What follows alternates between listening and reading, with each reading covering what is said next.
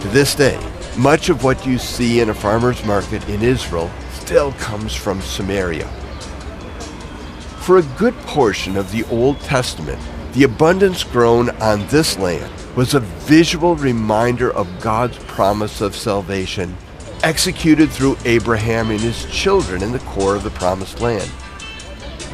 They understood that without God, their land and its bounty would not connect to his atonement and the plan of ultimate forgiveness.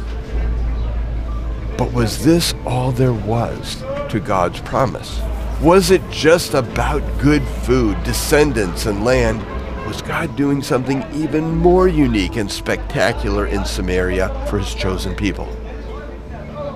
This episode will discover how Samaria's good land became even better while God's physical presence was in it, and how this part of Samaria's spiritual history plays into Jesus' time with the woman at the well.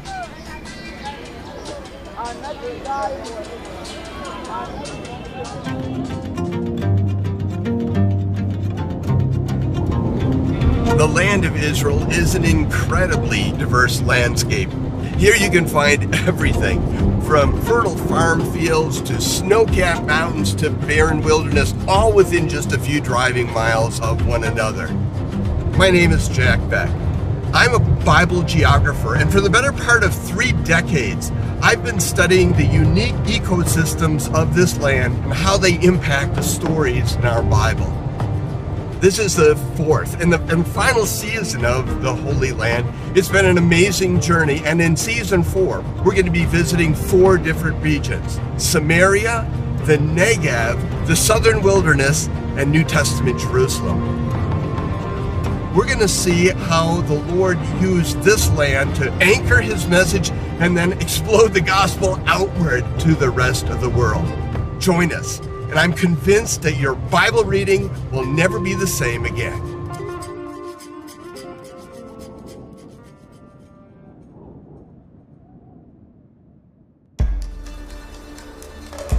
Welcome to Shiloh, about 15 miles away from Shechem and from Jacob's well, where John 4 takes place.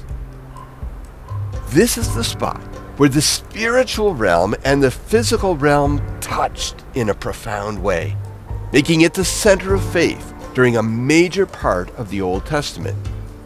This was the first city the Israelites built after coming into the Promised Land. I'm talking hundreds of years before places like Bethlehem, Capernaum, and Jerusalem were even a thought in the collective minds of God's chosen people. This is Abigail Levitt. She's worked as an archaeologist here at Shiloh while living in Israel. She too has a deep passion for this place, a location that has grown her understanding of Jesus and built her faith in him.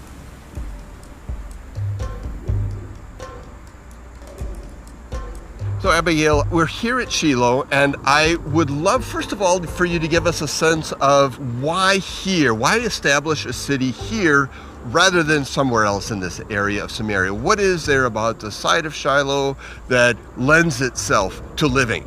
Well, when we're looking at the land, we're very near the patriarchal highway that runs up the central ridge of Israel. Israel kind of has this mountainous ridge up the center of it, north to south, and so it's an ancient highway. The modern road is down in the valley. The ancient road maybe was along the ridge up there. So Shiloh is just really ideally situated. Trade, water, agriculture, it doesn't get much better than this. Abigail, everything we've said about Shiloh so far sounds like a lot of other cities and towns of Samaria. But there's something special here, something that makes this good land even better. Could you share that with us? Over the past 100 years, archaeologists have been coming to Shiloh and looking for the tabernacle. They've proposed several sites where it may have sat. Some people say it should be up on the top because that's where you put a holy site. Some people have proposed locations to the north and the south. I wish you guys would stop doing that because it makes the site harder to teach. Every time we come here, there's a new idea. A new idea, yeah. So when we were excavating here, though, and we're on the northern slopes of the Tell, we started uncovering a massive building. We're calling it the Monumental Building because we're not quite sure what it is. But as we've uncovered it, we've discovered some really interesting things. So the way the space is divided, this is a long, narrow building, runs east-west, and it's divided 1/3 to 2/3. And if you read in the Bible the instructions for the tabernacle and later the temple, we see that this is the way the space is divided, where you have the holy place and then the smaller Holy of Holies. So when we read about the Lord telling Moses, you need to build this tabernacle, it's made out of animal skins. It is. How do you reconcile an animal skin tabernacle with a fieldstone tabernacle? So we're assuming that when the Israelites first arrived here with Joshua, they would have pitched the cloth or skin tabernacle, the one that had come with them through the wilderness. That's probably what they started with. But later on, we start seeing a few clues that maybe they eventually built a permanent structure here. So where are we? If this is indeed the tabernacle, this would have been the Holy of Holies, where we're standing right here. That's amazing. Well, we know for sure the tabernacle was here. Oh, yeah. Joshua 18:1 says it was put in place here. How does that make the good land of Samaria even better? Well, the Israelites have come into this land, and basically what they do is they make a covenant with God. And they, in a way, they make God the king of their new country. And then they come here to Shiloh, and they pitch the tabernacle, and that tabernacle is where they can come and meet with God. And that's what makes this so special, is that God put his presence with them, and he's dwelling among them, and they can come here and meet with him. Yeah, so just like the visible presence of the Lord moved with them through the wilderness, that presence moves here to Shiloh. Yeah, exactly. And I can't think of anything that would make this place more significant in the larger Samaria space than that. No, we always think of Jerusalem as the capital of Israel, because that's where the temple was. But before that, and for several hundred years, this was the place. Yeah, and for 300 plus years, it continued to be the place, right? Yeah, exactly. So we're not talking about a short blip in history. We're talking about centuries before there was a temple in Jerusalem. This was the Jerusalem.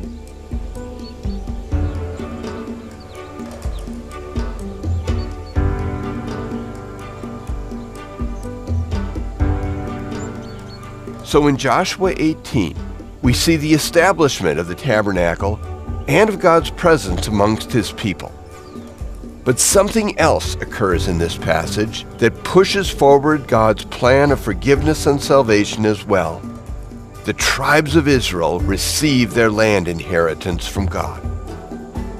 I'm wondering, from an archaeologist's perspective, what value is there in receiving my own land? These are people who have been slaves in Egypt. They've wandered in the wilderness for 40 years, and now they're finally coming into this land where God had promised them houses they didn't build, vineyards they didn't plant. So I think this is very important to them, because this is where they're going to settle down, they're going to raise their families, they're going to plant their crops. This land is going to make a living for them. It's striking to me that there's another very important spiritual significance to this. Land and the gospel of forgiveness were intimately bound from the time of Abraham, right? And so when people of the Old Testament era thought about the forgiveness of sins symbolically, there was no cross they're empty to. No. So what are they left with? A land. And so as I till my soil and kick my rocks around, I'm thinking not just there's my food, but there's my forgiveness too. Yeah, it's all bound in the promise. Everything we've seen and learned about this place leads to one conclusion. God's presence here is what made the promised land worth living in. Samaria is where his chosen people could worship and interact with him, almost like Adam and Eve in Eden. What an incredible gift. I wish I could tell you that the Israelites became more prosperous and more enriched by falling more in love with the Lord and his law. But that's not what happened in Samaria. It took only a few generations for the Israelites to forget God, even while he was still among them here in Shiloh. All manner of evil began to pour out of people's hearts, from the priests at the tabernacle on down. But to be sure, they loved the land and the wealth it could offer, but they came to value that more than they valued God himself. And as we'll see, this reversal to selfishness and pride would cause Israel to split into two kingdoms. It all started when they tried to manipulate the Lord and his power for themselves.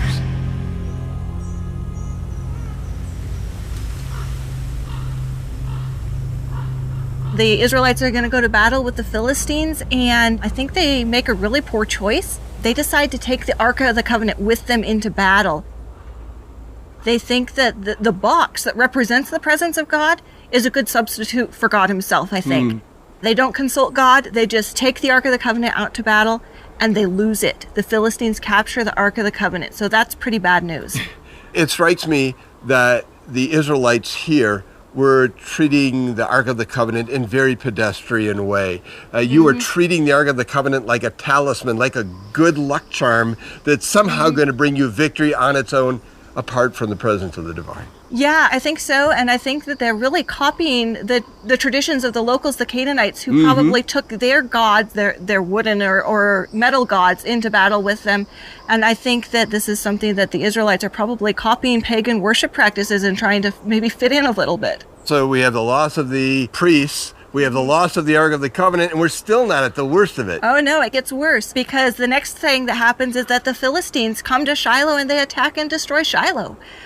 We see in the archaeological evidence, there's a destruction layer where we see a lot of charcoal. We were able to get it carbon dated, and it dates to that period when the Philistines and the Israelites are battling. So even though this is something that's not directly mentioned in the biblical narrative, archaeologically that's something that we see. And later on in Jeremiah, it's alluded to where God through Jeremiah says, go now to Shiloh and see what I did there. And he's talking about the destruction that's going to happen to Jerusalem and comparing it to the destruction that already happened at Shiloh. I feel that one in the bottom of my stomach because for the next 125 years, what becomes of tabernacle and great altar and Ark of the Covenant, these worship items are no longer in the same space and aren't going to be until Solomon brings them back together at the temple in Jerusalem. Yeah, that's a long time to go without your united center of worship. On television, I've observed Christians who have watched their church burn. And the grief and the sadness that they're pouring out at the loss of their worship home. And I can't imagine how they would feel as they watched their sacred city burn. You know, they had something really special. Like, for us, a church building, that's sad, but we still have Jesus with us, right? For them, the tabernacle here at Shiloh, that was their connection with God, and now that's gone. I think Psalm 78 captures that. It says that the Lord, Natasha, abandoned Shiloh. He left it behind, which is just the polar opposite of what people expected when they came to this space. That is really a sad thing, that here they had an opportunity to connect with God, and he abandons that because they abandoned him. Yeah. And they've lost this connection. Samaria stories. They're good stories, but they go bad. And you know, they just go bad when the wealth of the land, the abundance, the gifts of the giver obscure the giver himself. Right. And I wish that was a problem of the past, but it continues to be a problem in the present.